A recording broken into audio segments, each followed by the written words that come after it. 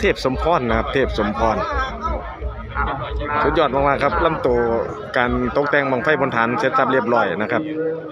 ล่อพี่เลี้ยง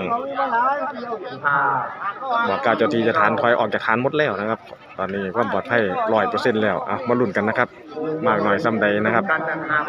การสืบสานประเพณีบ้านหนองตุนะครับมันนะ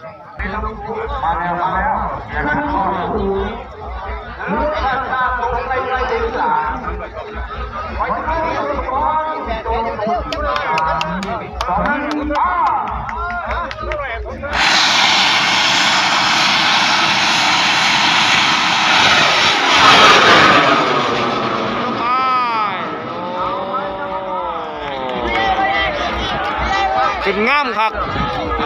รี่เลย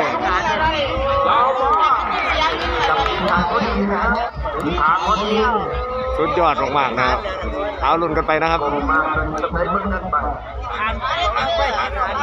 การเดินทาง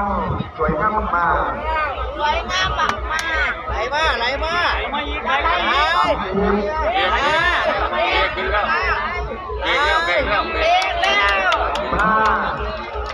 ช้าลงแล้ว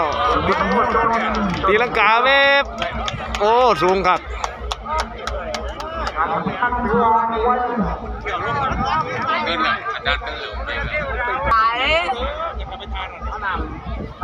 หางดี